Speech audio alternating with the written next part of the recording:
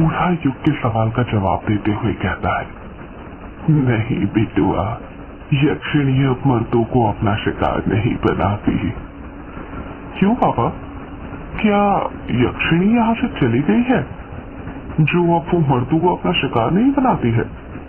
वो बूढ़ा युग के पास जाते हुए कहता है, वो गई नहीं है, शांत हो गई है। शांत हो गई है मतलब ये कि आज से 13 साल पहले उस ग्रेवयार्ड कोठी में एक लेखक बाबू रहते थे। उन लेखक बाबू को ही उस यक्षिणी ने अपना आखिरी शिकार बनाया था। तुम्हें पता है, लेखक बाबू की किसी को लाश तक नहीं मिली थी, पर उनका कमरा पूरा खून से सना हुआ था।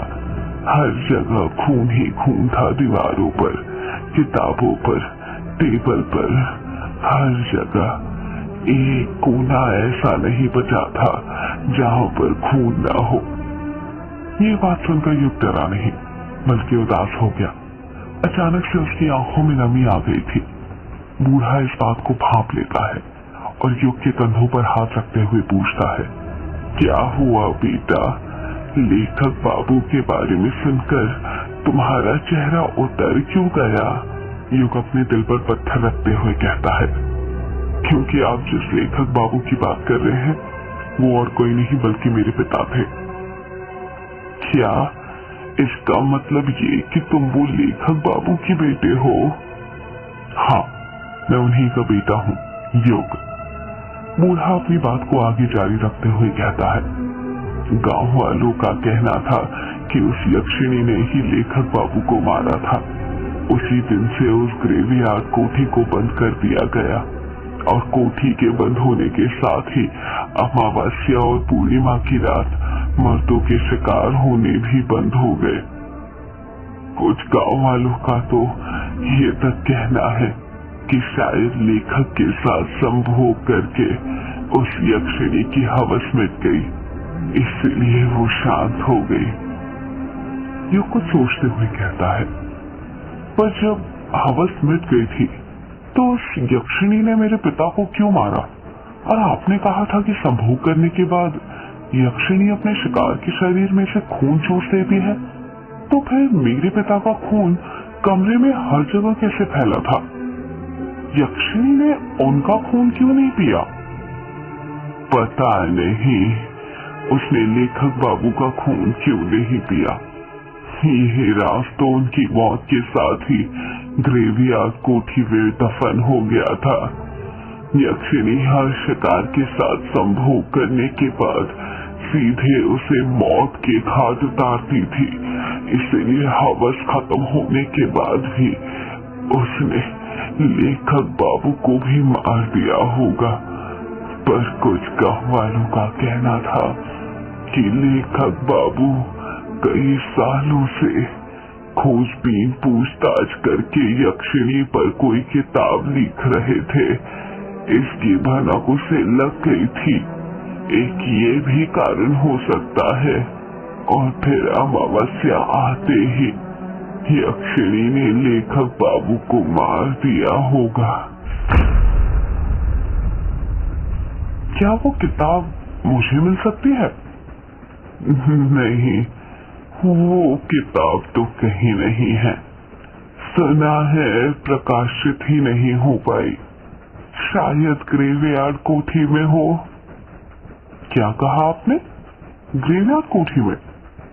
हाँ, ग्रेवयार्ड कोठी में। पर मैं तुम्हें एक सलाह देता हूँ, वो यक्षिणी शांत हो चुकी है तो बेहतर है उसे शांत ही रहने दो। उसके अंदर की वासना को फिर मत जगाओ, वरना पता नहीं और कितने मर्दों की जान ले ले। आप मुझे डरा क्यों रहे हैं? मैं डरा नहीं रहा हूँ तुम्हें, बस आगाह कर रहा हूँ बिटुआ। मौत के आने से पहले चेतावनी देनी पड़ती है। मतलब?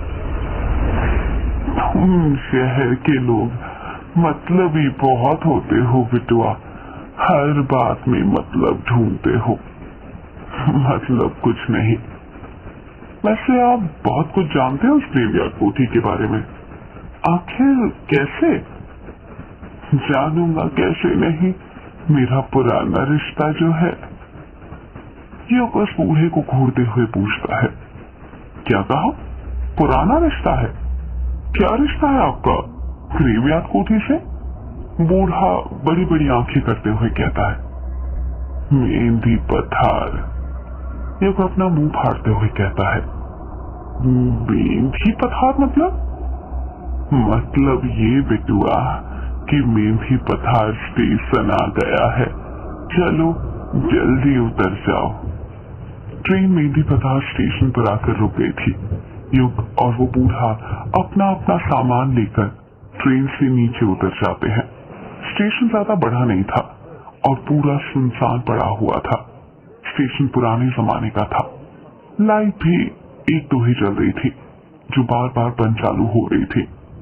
ट्रेन अभी स्टेशन से निकली ही थी कि तभी युग की नजर बूढ़े के हाथ में जो झूला था उस पर पड़ती है और वो देखता है कि उसके अंदर कई सारे कमल के फूल रखे हुए थे। युग सोचने लग जाता है, ये बूढ़ा इतने सारे फूलों का क्या करने वाला है।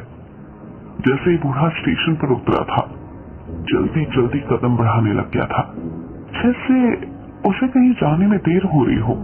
युग के मन में कमल के फूलों वाली बात खटकती जा रही थी, उससे रहा नहीं जाता और वो उस बूढ़े से पूछ ही लेता है, वैसे बाबा आप इतने सारे कमल के फूलों का क्या करने वाले हैं? बूढ़ा अपने चेहरे पर मुस्कान लाते हुए कहता है, तो तुम्हारी नजर चली ही गई उन पर, बड़ी तेज नजर है। ये मेरे सवाल का जवाब नहीं हुआ बाबा, बताइए ना आप इतने सारे फूलों का क्या करने वाले हैं? अरे पूजा आने वाली है ना, उसी के लिए है ये फूल। कैसी पूजा? पूर्णिमा की पूजा। पूर्णिमा की पूजा मतलब? तुम नहीं समझोगे, तुम गांव में नए आए हो ना, धीरे धीरे सब समझ जाओगे। ये बस बूढ़े को हैरानी के साथ घूरे जा रहा था क्योंकि उसको उसकी बातें बिल्कुल समझ में नहीं आ रही थी। युग अपनी जीन्स पकड़ते हुए कहता है, और शिट, इससे भी अभी आना था। क्या हुआ बेटा, बड़ी मुश्किल में लगते हो? हाँ बाबा, वो यहाँ पे कोई वॉशरूम है क्या? बूढ़ा अपना सिर खुजाते हुए कहता है, वॉशरूम मतलब बेटुआ? मतलब टॉयलेट, पेशाब घर बाबा। अच्छा, ये बोलो ना तुम्हें टंकी खाली करनी है। युग चिढ़ते हुए कहता है, हाँ वही। वो तो नहीं है स्टेशन पर, पूरे देश की तरक्की हो गई पर मेहंदी पठार आज भी वैसा ही है जैसा पहले था। तो फिर मैं वॉशरूम मतलब टंकी खाली कहाँ पर करूं? अरे इतनी सारी जगह है, कहीं भी कर दो, वैसे भी अंधेरा है, कोई नहीं देखने वाला। युग थोड़े आगे ट्रेन की पटरी के पास चले जाता है और टॉयलेट करने लग जाता है। युग टॉयलेट करते हुए कहता है, वैसे बाबा आपको यहाँ से कहाँ जाना है? रॉन्ग कामूचा। मतलब आपको कृष्णोई नदी पार करके जाना पड़ेगा? हाँ। आपको डर नहीं लगता यदि उस यक्षिणी ने आपको पकड़ लिया तो?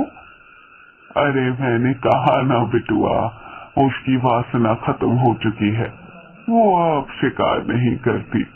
और वैसे भी आज पूर्णिमा या अमावस्या थोड़ी है जो मुझे अपना शिकार बनाए। वैसे आप रोंग कामुचा में कहाँ रहते हैं? रोंग कामुचा में कृष्णोई नदी का जो घाट है ना, वहीं पर रहता हूँ। जो कुछ सोचते हुए कहता है, ये तो वही घाट है ना जहाँ पर वो यक्षिणी भटका करती थी? पापा कहते थे कि अक्सर यक्षिणी कृष्णोई नदी के दोनों घाट के पास ही भटका करती थी। कोई जवाब नहीं आता है। युग फिर पूछता है, बताइए ना बाबा, आप चुप क्यों हो गए? बूढ़े का कुछ जवाब नहीं आ रहा था। युग सोचने लग जाता है कि बाबा कोई जवाब क्यों नहीं दे रहे। युग अपने पैंट की चेन बंद करता है और पीछे मुड़ने लग जाता है। जब वो पीछे मुड़ता है तो उसके रोंगटे खड़े हो जाते हैं। वो बूढ़ा अचानक से गायब हो गया था। युग के समझ नहीं आ रहा था कि वो बूढ़ा इतनी जल्दी कहां जा सकता था। युग अपना बैग उठाकर स्टेशन पर उस बूढ़े को ढूंढने लग जाता है, पर वो बूढ़ा उसे कहीं पर भी नहीं मिलता है। युग हैरान था ये सोचकर कि वो बूढ़ा एकदम से, पर थोड़ी ही देर बाद वो ये सोचकर संतुष्ट हो जाता है कि शायद वो बूढ़ा अकेले ही चला गया होगा, और अच्छा ही हुआ चले गया, वरना यक्षिणी के बारे में बातें करके वो तो खुद तो डरता ही, साथ में उसे भी डराता। युग स्टेशन से बाहर निकलता है तो देखता है कि स्टेशन से बाहर एक भी ऑटो रिक्शा वाला नहीं था। ये गांव में ना यही प्रॉब्लम होती है, टैक्सी ही नहीं मिलती। शहरों का विकास तो हो रहा है पर गांव आज भी गांव ही है, जरा सी तरक्की नहीं हुई यहाँ पर। आज भी वैसा का वैसा है जैसे पहले था। इतना कहकर युग पैदल पैदल ही बंगला मुड़ा गांव जाने के लिए निकल जाता है। आधे एक घंटे में वो बंगला मुड़ा गांव पहुंच जाता है। बंगला मुड़ा गांव पार करने के बाद काला झाड़ी जंगल पड़ता है, जिसको पार करने के बाद ही कृष्णोई नदी आती है, और वहीं से थोड़ी दूर पर युग की ग्रेवयार्ड कोठी थी जहां पर युग को जाना था। युग ने बंगला मुड़ा गांव तो पार कर लिया था, पर काला झाड़ी जंगल के अंदर वो फंस गया था। कृष्णोई नदी जाने का रास्ता वो भूल चुका था। काला झाड़ी जंगल में अंधेरा इतना ज्यादा था कि उसके समझ ही नहीं आ रहा था कि कौन सा रास्ता कहां पर जाता है।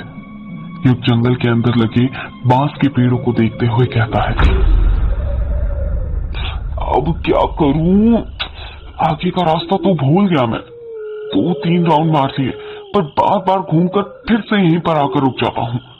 ये काली झाड़ी का जंगल तो पहेली बन गया है मेरे लिए, कुछ समझ ही नहीं आ रहा क्या करूं। युग अपना मोबाइल निकालते हुए कहता है, यहाँ पर तो